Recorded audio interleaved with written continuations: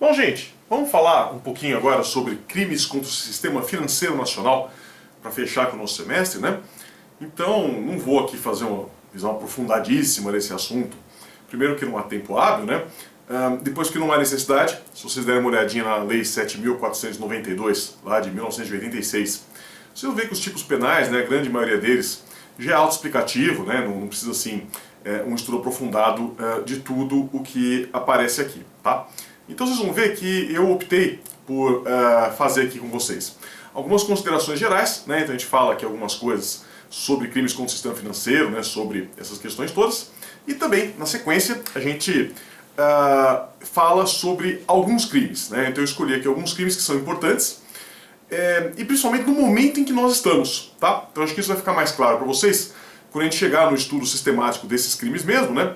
Mas o que eu quero que vocês percebam que aqui a gente está falando de crimes que vão ter tudo a ver com a LGPD, com a Lei Geral de Proteção de Dados, né? Então, volto a falar sobre isso, mas não foi um mero acaso, assim, não foi só uma questão de simpatia.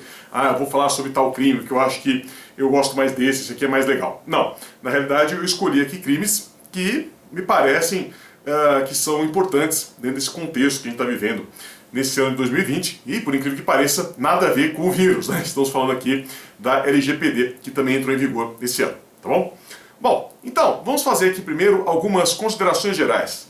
Começamos aqui pelo artigo 1º dessa Lei 7.492, né? Então, o que ele vai fazer? Ele vai conceituar para nós o que seria uma instituição financeira. Vocês sabem que o direito penal tem essa mania, né? A gente gosta muitas vezes de fazer conceitos, né, de instituições, de órgãos, que não necessariamente batem com os conceitos que nós temos em outros ramos do direito. Então, por exemplo, né, o Código Penal conceitua o que é um funcionário público, e esse conceito de funcionário público não é necessariamente igual ao conceito de funcionário público do direito administrativo, tá?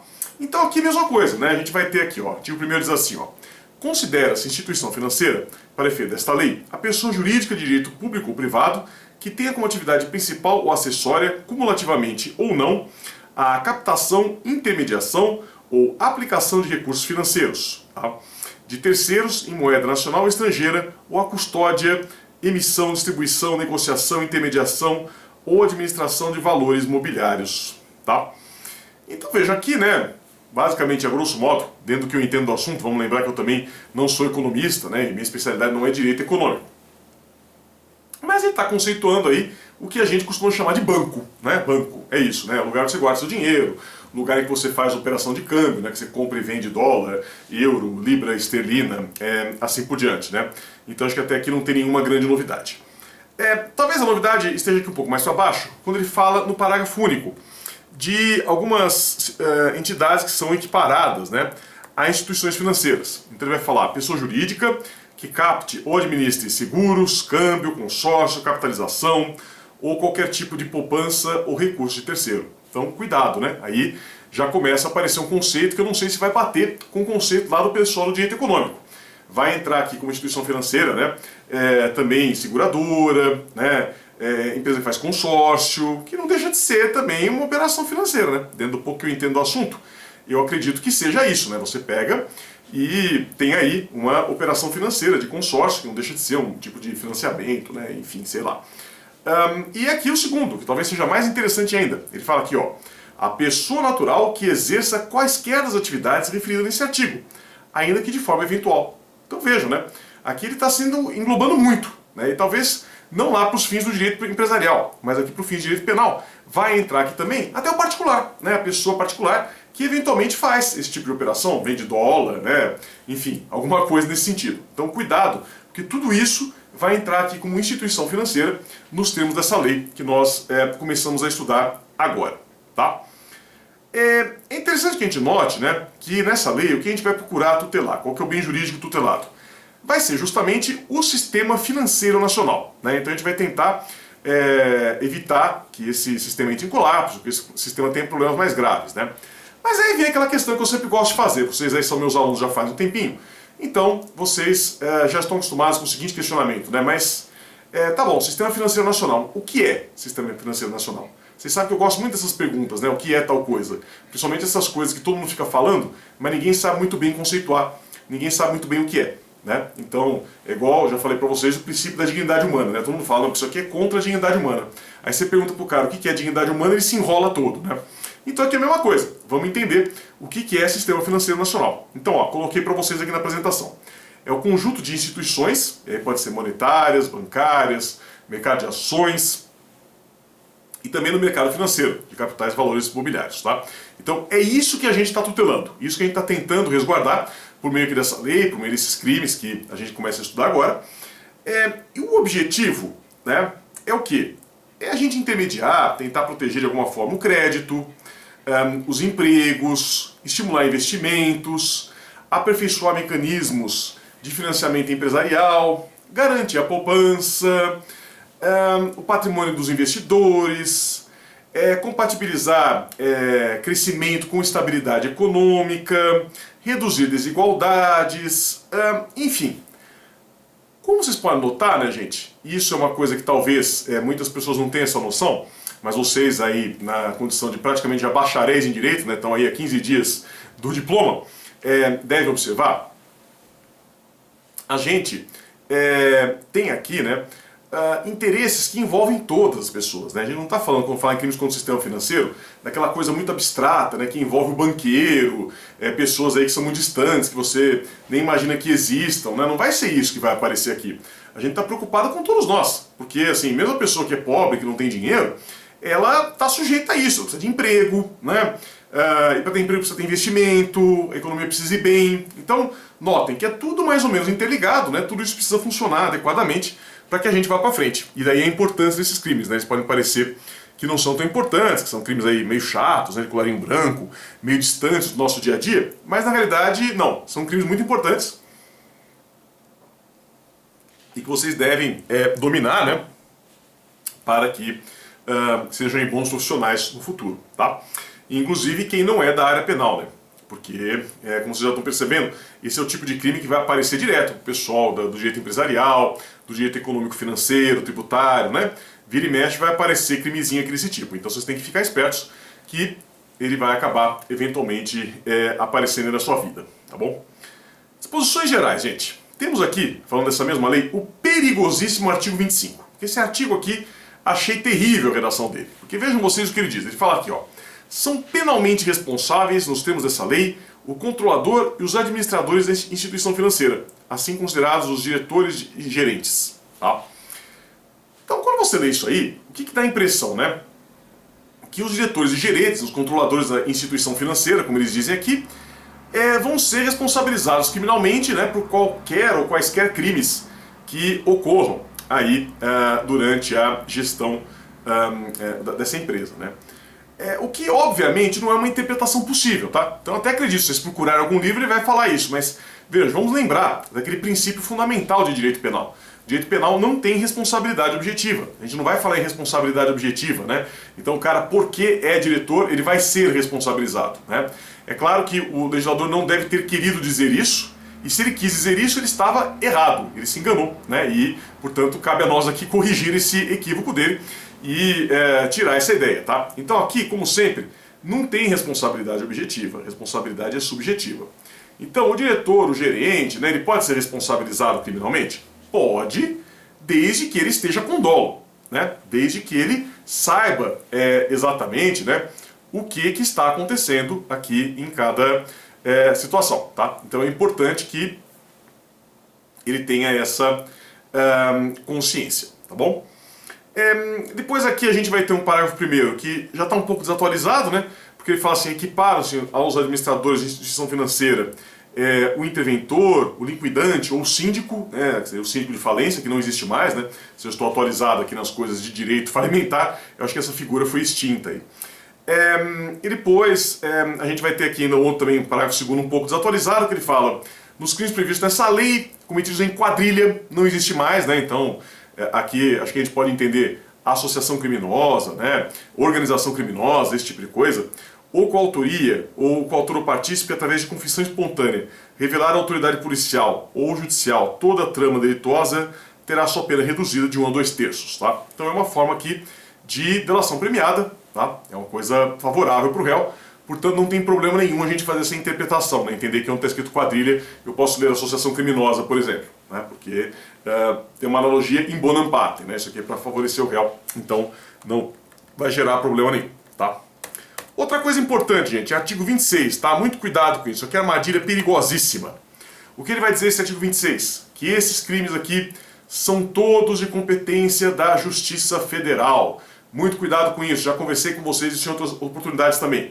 É, como dizia meu avô, o uso do cachimbo entorta a boca, né? Então a gente está tão acostumado a ter crime que é de competência da Justiça Estadual que acaba mandando tudo para estadual. E aí quando vem um federal, você entra pelo cano, como eu não quero que vocês sofram isso, vocês são meus alunos, alunos queridos, então observem isso, tá? Você vai ter aqui Justiça Federal, obrigatoriamente, né? Que tem interesses federais aqui no sistema financeiro, é interesse federal, inclusive que ele vai expor também sobre a questão da CVM, né? Comissão de Valores Mobiliários, tá? Uma outra regrinha importante, isso aqui é mais de processo, mas não custa nada a gente falar, é que ele vai dizer o seguinte, né, o artigo 27, quando a denúncia não for intentada no prazo legal, o ofendido poderá representar ao Procurador-Geral da República para que este ofereça, designe órgão do Ministério Público para oferecê-la ou determine o arquivamento das peças de informação recebidas, tá? Então aqui é um pouquinho diferente da regra básica, né? Porque a regra básica, vocês sabem, o promotor não fez a denúncia no prazo, aqui no caso seria um procurador, né, porque é Justiça Federal, qual que vai ser a consequência? Vai surgir a possibilidade da ação penal privada subsidiária da pública, né? Então essa que vai ser a consequência. Então tudo bem, o cara não fez aqui num prazo razoável, né? Não tomou a medida aqui, então a vítima pode contratar um advogado e iniciar a ação penal, tá? Aqui, nessa lei específica, tem essa novidade, né? Então a vítima pode procurar o Procurador-Geral da República e pedir outras providências, tá? Diferente do que acontece normalmente. O artigo 28 vai falar aqui algo que não chega a ser uma grande novidade, né? Não custa falar, não prejudica nada, mas não é nenhuma grande novidade, nada muito diferente do que acontece em outros processos. Então a CVM ficou sabendo que tem alguma coisa errada, ela deve representar ao Ministério Público Federal para que ele tome as medidas cabíveis, né? Eventualmente o MPF vai mandar lá para a Polícia Federal pedir investigação, né? Então tudo isso também vai ser possível aqui nesse caso, tá? O artigo 29, ele vai falar que o MPF ele pode requisitar de qualquer autoridade informação, documento, diligências que digam respeito aqui à prova de crimes, né? Dos crimes previstos nessa lei, tá? E que nesse caso não tem sigilo, tá? O que faz todo sentido, né? Porque o Ministério Público Federal é um órgão oficial. Então, normalmente você não vai ter sigilo dentro da administração pública. Até pode ter, tá, gente? Claro que em direito tudo tem exceção. Mas normalmente, né, você não vai ter sigilo de um juiz para o outro, promotor para o juiz, né? Não vai ter muito isso. O sigilo costuma ser muito mais externo, né, para o público externo, não para as pessoas que estão dentro da própria administração pública, né? Então, isso vai acabar não acontecendo, tá? Depois tem aqui no artigo 30 uma condição mais desfavorável para o réu, né? Então ele foi feito aqui pensando em facilitar a decretação da prisão preventiva, né? Então dizendo que se tiver aqui uma lesão de grande magnitude, né? Então se o crime aqui em questão causar uma lesão muito grande, pode ser decretada a prisão preventiva, né? Mas isso também em sintonia com o Código de Processo Penal. Lembrando que teve mudança aqui no Código de Processo Penal, né? Grande nos últimos tempos, houve várias mudanças inclusive. Então, também aqui no artigo 31 diz que se for crime punido com reclusão, né, e houver possibilidade de prisão, não cabe fiança, também novidade aqui no que diz respeito à prisão e fiança, tá? E uma última regrinha, né, é que essa é diferente, dizendo que a pena de multa aqui, se por acaso o valor for ineficaz, né, lembrando que nesses crimes aqui, muitas vezes nós vamos ter aí muito dinheiro envolvido, né, grandes quantias, muitas vezes milhões, eles permitem que o valor da pena de multa seja até multiplicado por 10, tá? Então, se vocês lembrarem, né, se vocês fizerem aquelas continhas lá na parte geral do Código Penal, a multa aqui no Brasil ela pode ser bem cara, né? A multa pode chegar a alguns milhões de reais, se você fizer aquela continha lá, número máximo de dias multa, né, pelo maior valor possível de dia multa, você vai chegar num valor bastante alto, tá? E aqui o que vai dizer esse artigo 33, se esse valor bastante alto ainda não for suficiente, no caso específico dos crimes aqui contra o Sistema Financeiro Nacional, então você pode multiplicar esse valor até por 10, tá? Então vai surgir essa possibilidade aqui, né, de aumentar bastante essa punição, tá bom? Muito bem, Agora, vamos tratar de alguns crimezinhos, como eu disse para vocês, não vou falar de todos, né, porque são muitos e eles são autoexplicativos, vocês podem depois, quando precisar, basta vocês lerem a lei que vocês vão entender exatamente o que está sendo punido. Mas eu queria trazer aqui alguns que estão na crista da onda por causa da LGPD, como eu falei para vocês, tá? Isso por quê, gente? Não sei se vocês já tiveram oportunidade de estudar LGPD. Se não tiveram, estudem, né? Porque esses assuntos todos que são novidade, né? Eles adoram ser perguntados em exames, provas, concursos. Então, é importante que vocês estudem a LGPD, né? E notem, né? Aí quem já estudou vai saber muito bem do que eu estou falando. A LGPD, gente, é toda uma legislação que foi feita aqui dentro do contexto do direito civil, tá? Então, observe, né, que a LGPD não traz nenhum tipo penal novo. Então, é uma lei que é puramente de direito civil, não nos diz respeito, em princípio. Só que vocês sabem que o direito penal é o ramo mais importante do direito, então tudo aqui nos diz respeito, né? Sempre vai ter alguma coisa aqui que envolve direito penal, né? Sempre vai ter alguma coisa que nos diz respeito em algum momento, em algum lugar, né? Então, aqui não vai ser diferente, né? Então, qual que é o cuidado que vocês devem tomar? E aqui é ter um excelente objeto de pesquisa, porque a verdade é que nós não temos ainda muito estudo a respeito desse assunto, porque a lei é muito nova.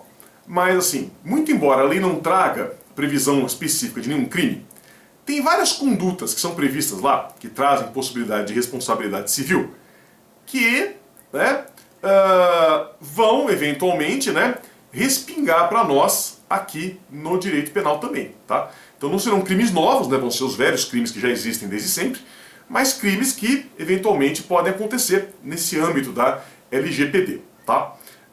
Então, um crime que, acredito eu, pode aparecer bastante, é esse aqui do artigo 21, né, que é um crime de falsa identidade para a realização de operação de câmbio, tá? Então ele vai dizer assim, ó, atribuir-se ou atribuir a terceiro falsa identidade para a realização de operação de câmbio, né?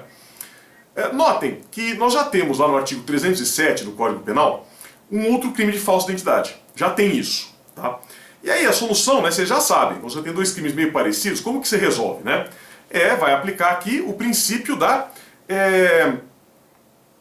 especialidade. Então, se for uma falsa identidade usada para fazer operação de câmbio, usamos aqui esse artigo 21. Se for qualquer outro tipo de falsa identidade, aí a gente vai usar lá o artigo 307 do Código Penal, tá? Lembrando que esse 307 do Código Penal, não vou falar sobre ele agora, que não é objeto da aula, mas é outro que pode acontecer bastante dentro do âmbito da LGPD, tá? Observem que esses dois crimes vão ser bem possíveis, né, dentro daquelas ideias da LGPD, pelo que eu conheço do assunto, tá? Então, gente, o que é conduta, o que é, né, na realidade? É você se passar por outra pessoa para fazer uma operação de câmbio. Porque aí, acho que a maioria de vocês já deve ter comprado dólar, euro, qualquer coisa assim. Vocês devem ter notado, né? Atualmente aqui no Brasil, já há muitos anos, eu acho que a maioria de vocês não tinha nascido na época que era diferente, você não tem muito limite para comprar dinheiro estrangeiro, né? Então você pode ir lá no Banco do Brasil ou em qualquer outra instituição financeira e comprar quantos dólares você quiser, praticamente, pelo câmbio turismo, né? Agora, o que acontece? Quando você compra, qual que é a primeira coisa que eles perguntam para você? Seu CPF, seus dados. Porque aquele papelzinho lá que você assina quando você faz a transação da compra de moeda, gente, ele vai direto para a Receita Federal. Olha que maravilha. Então, tudo isso para quê? Para evitar que você lave dinheiro. Então você não vai conseguir comprar dólar com dinheiro sujo, porque a Receita Federal vai pegar, né? Antigamente não era assim, né? Então lá nos anos 80 a gente tinha limite para comprar dólar, né? Então para comprar dólar você precisava ter viagem marcada, precisava mostrar a passagem, né? E era um limite, que eu não me lembro agora exatamente quantos dólares que você podia comprar, mas era um limite, eu não me lembro se eram 2 mil dólares, alguma coisa assim, é o que você podia comprar naquela época, né? Se precisava comprar mais, você comprava no câmbio negro, né? No black, como chamava na época, e pagava mais caro. No câmbio oficial tinha limitações. Tá? Hoje não tem mais isso, você compra aí pelo turismo quando você quiser, a hora que você quiser, mas tem esse problema, né? Então aí a pessoa que quer lavar dinheiro, né? A pessoa que está com algum problema aí contábil, digamos assim, eventualmente ela pode optar por esse perigoso caminho, né, de ir por uma falsa identidade. Então ela comprar o dinheiro no nome de outra pessoa, realizar operações no nome de outra pessoa, né? De novo, a importância da LGPD, né? Por conta desses dados pessoais que podem ser utilizados. Então, se fizer isso, é esse crime, tá? É falsa identidade aqui para a realização de operação de câmbio. Notem, gente, que identidade, tanto aqui quanto lá no artigo 307 do Código Penal, não é necessariamente o nome, tá? Então, é muito comum que a gente faça essa confusão, né? Achando que identidade e nome vai ser mais ou menos a mesma coisa. Quando, na realidade, não é a mesma coisa, tá? Então, o nome faz parte da identidade, mas não necessariamente, né? Então, eu mesmo me chamo Daniel Pacheco Pontes, vocês sabem disso. Mas se eu já joguei meu nome no Google, eu descobri já que eu tenho homônimos, né? Tenho pessoas que também se chamam Daniel Pacheco Pontes, mas que não sou eu, que moram às vezes em outros estados, tem outras profissões, né? E tem o mesmo nome que eu. Então, como eu coloquei para vocês na apresentação, identidade vai ser um conceito muito amplo, que envolve várias coisas, estado civil, filiação, idade, nacionalidade, profissão, né? É toda aquela qualificação que você coloca na petição, né? Então, isso é para quê? Para você ter identidade. Então, às vezes, olha, se eu vou lá e falo que eu sou Daniel Pacheco Pontes, mas me passo por um outro Daniel Pacheco Pontes, que não sou eu estou cometendo falsa identidade, tá? Ainda que eu me chame realmente Daniel Pacheco Pontes, porque não é só isso que faz parte da minha identidade, tá bom? Outra coisa importante, né, é que vocês vão observar que aqui o verbo é sempre atribuir, atribuir-se ou atribuir a outrem, tá? Então, esse crime aqui é sempre comissivo. Eu, para ter o crime, eu preciso sempre que a pessoa se atribua a falsa identidade, né? Que ela pegue e fale, ah, sou eu, né? Eu sou fulano, ou esse aqui que está ao meu lado é o Beltrano. Então, você fica quieto, né? Alguém vai lá e fala, ah, fulano, e você não fala nada, não fala nem que sim, nem que não vai configurar o crime porque você não está se atribuindo. Ainda que você pilantramente, dolosamente, esteja se aproveitando de um erro de uma outra pessoa, tá? Mas não vai configurar aqui o crime de falsa identidade pelas razões que eu já expliquei para vocês, né? A consumação vai ser no momento da atribuição da falsa identidade, não precisa ter vantagem, não precisa causar dano, né? Basta que tenha esse dolo de atribuir uma falsa identidade, né? Dá para ter tentativa? Dá, desde que essa conduta não seja verbal, né? Lembrando que esse é um crime subsidiário, né? Porque eventualmente você vai ter esse crime como sendo meio necessário para outros crimes. O exemplo mais fácil é estelionato. Estelionato é um crime que muitas vezes tem no meio falsa identidade, né? E aí é aquele princípio, aquela regrinha da consunção, o crime fim absorve o crime meio, né? O peixão engole o peixinho, aquelas regrinhas que vocês já sabem, tá? Para terminar, gente, parágrafo único, ele vai dizer assim, ó, incorre na mesma pena quem, para o mesmo fim, sonega informação que devia prestar ou presta informação falsa, tá? Então aqui é a forma equiparada, né? E aí que sim você pode ter a conduta omissiva, tá? Porque quando ele fala em sonegar, né, é um deixar de fazer. Você não vai dar uma informação que você deveria dar, que você é obrigado a dar. Ou dar uma informação falsa, tá? Então pode aparecer a forma omissiva aqui nesse parágrafo único, tá bom? Gente, para terminar, né, uma outra questão que vai ter aqui também tudo a ver com a LGPD, vai ser o artigo 10 da Lei Complementar 105 de 2001, né, que é o crime de quebra de sigilo, tá? Então, o que vai estar escrito aqui nesse tipo penal, né? A quebra do sigilo, fora das hipóteses autorizadas nessa lei complementar, constitui crime e sujeita os responsáveis à pena de reclusão de 1 a 4 anos e multa, aplicando-se no que couber o Código Penal, sem prejuízo de outras sanções cabíveis, né? Então aqui, o que nós estamos tutelando? É o sigilo das operações financeiras. A gente quer que as operações financeiras sejam sigilosas, tem que ser mesmo, né? Tem uma questão de privacidade, de personalidade. Então, de novo, né, tudo muito ligado aqui à questão de proteção de dados pessoais. O que eu só queria que vocês observassem, né, que essa aqui é o que a gente vai chamar de uma norma penal em branco imprópria. Por quê? Ela própria vai dizer, né, que só vai ter o crime se essa quebra do sigilo ocorrer fora das hipóteses previstas por essa mesma lei. Então é importante que vocês notem, coloquei aí na apresentação, que quais são essas hipóteses? São as hipóteses previstas pelo artigo 1º, parágrafo 3º dessa mesma lei, tá? Lá que vocês vão encontrar isso. Então, não vou fazer aqui uma longa digressão, né, falando sobre todas essas possibilidades, mas observem isso. Existem casos em que é autorizada a quebra de sigilo. Inclusive, muitas vezes vai ser feito com ordem judicial. E é claro que o juiz não está cometendo crime nenhum ao autorizar a quebra do sigilo, desde que esteja seguindo as regras legais. Tá bom? É isso, gente. Esse foi o nosso rápido passeio aqui por crimes contra o sistema financeiro nacional. Agradeço demais aqui pela atenção de vocês. Juízo e nos erros.